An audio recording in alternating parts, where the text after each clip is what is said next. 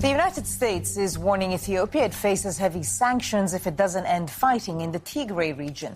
A senior White House official says the region faces the real risk of famine if the conflict continues. That was one finding of a hearing of the Senate's Foreign Relations Committee in Washington, D.C. This hearing of the Senate Foreign Relations Committee will come to order once again. With us today on behalf of the administration is Ambassador Robert Godek, the Acting Assistant Secretary for the Bureau of African Affairs, who has a long and distinguished career in the Foreign Service. Ambassador Godek previously served as Principal Deputy Assistant Secretary and as Deputy Assistant Secretary in the Bureau. Prior to these assignments, the Ambassador was Deputy Commandant and International Affairs Advisor at the National War College and Ambassador to Kenya. Ambassador Godek also served as the Principal Deputy Coordinator for Counterterrorism in the Bureau of Counterterrorism in the Department of State and our Ambassador to Tunisia. Ambassador, you will be recognized first. Please proceed.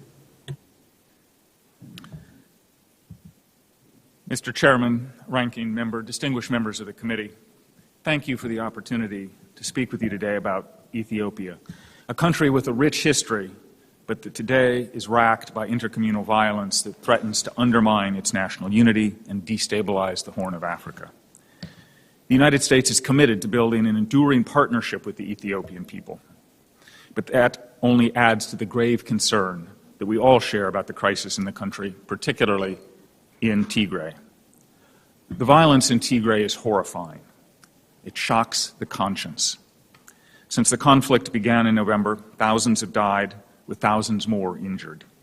We estimate that there are approximately 2 million internally displaced persons, 63,000 refugees, and 5.2 million people in urgent need of assistance. The United States condemns in the strongest terms the brutal killings, sexual violence, including gang rape, forced removals, wanton destruction of civilian property. We condemn all of the human rights violations, abuses, and atrocities that have taken place in Tigray. The atrocities have been committed by all of the armed actors, including the Ethiopian National Defense Force, Amharan Regional Forces, Eritrean Defense Forces, and, to some, but a lesser degree, by the Tigray People's Liberation Front. In western Tigray, security forces belonging to the Amhara regional government are forcing ethnic Tigrayans from their homes in what Secretary Blinken has described as acts of ethnic cleansing. The Eritrean Defense Forces are undertaking a campaign of unremitting violence and destruction that amounts to the collective punishment of the people of Tigray. The violence, abuses, and atrocities are unacceptable. They must stop now.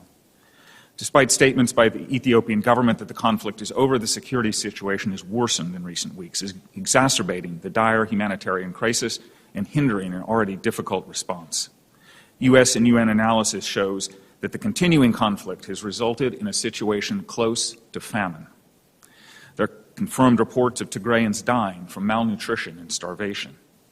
Increased fighting, checkpoints, lawlessness, and harassment by the warring parties are blocking humanitarian movements and putting them at physical risk throughout Tigray. The killings of a USAID partner staff member and 7 other humanitarian workers are tragic, and we condemn them. Since the beginning of the conflict, the U.S. government has worked with international partners to end it. We seek an immediate ceasefire, full and unhindered humanitarian access, protection of civilians, the withdrawal of Eritrean forces and Amhara regional forces, a political settlement of the crisis, and an independent international investigation of human rights violations and abuses and atrocities, and accountability for those responsible. The administration is using every available tool to alleviate suffering and end the conflict. We have coordinated with like-minded partners, regional governments, the African Union, and a wide range of other organizations and individuals. We have pressed the UN Security Council and the UN Human Rights Council to put the situation in Ethiopia on their agendas and to act to end the crisis. We've engaged directly with the Ethiopian and Eritrean governments at the highest levels, pressing them to end the hostilities and to follow through on commitments for the withdrawal of Eritrean forces, as well as to protect civilians and ensure unhindered humanitarian access. Multiple calls from the Secretary of State to Prime Minister Abiy and Senator Coons traveled to Ethiopia on behalf of President Biden resulted in some modest progress, but it is far from sufficient. Following his appointment, Special Envoy Feltman took a 2-week trip to the region earlier this month, an intensive effort to find a durable solution. He will return to the region next week. While diplomatic efforts have been underway, the administration has also taken stronger steps. In light of the human rights situation, we have restricted our foreign assistance to Ethiopia. We will continue, however, humanitarian assistance and other critical programs in health, food security, democracy, and human rights. We are withholding support for new lending from the multilateral development banks that does not address basic human needs and are asking our allies to do likewise. Secretary of State has taken steps to impose visa restrictions on Ethiopian and Eritrean government officials, Amhara regional and irregular forces, and members of the TPLF who are impeding the resolution of the crisis, blocking humanitarian access, or committing atrocities. Should those stoking the conflict fail to reverse course, Ethiopia and Eritrea should anticipate further actions. It cannot be business as usual in the face of the violence and atrocities in Tigray. Tragically, while Tigray is the worst of the ethnic conflicts in Ethiopia, it is only one of them. From attacks on ethnic Amharans in the Gumuz and Benishangul Gumuz, ethnic Oromo and Amharans in Oromia, to violence between people in the Afar and Somali regions, to the multiple conflicts unfolding in the southern nations, nationalities, and peoples region, Ethiopia is at a turning point.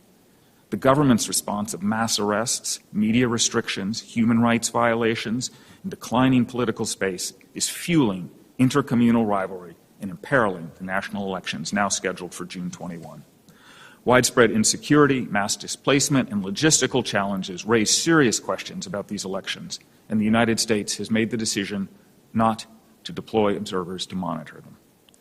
We urge the Ethiopian government to begin an inclusive dialogue of reconciliation to end the deep-rooted conflicts and to find a shared democratic path forward. The United States is prepared to support such a dialogue. Finally, there are the ongoing challenges around the Grand Ethiopian Renaissance Dam and the Al-Fashaga border area between Sudan and Ethiopia. On the GERD, the United States believes Egypt, Ethiopia, and Sudan's concerns over water security can best be addressed through serious negotiations among the parties under the leadership of the African Union. Both problems pose risks to the regional peace and security, and the United States government is working hard with partners to help resolve them.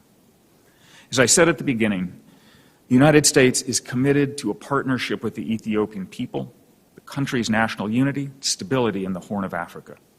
But, Mr. Chairman, members, alarm bells are ringing in Ethiopia. The risk of protracted and wider conflict is growing, and the time for action to prevent it is now. In that regard, I want to thank the Congress for the strong resolutions and statements that have been issued. They are important and they help. The State Department will continue to work closely with you to address the crises in Ethiopia. I look forward to your questions. Thank you very much. Thank you, Ambassador.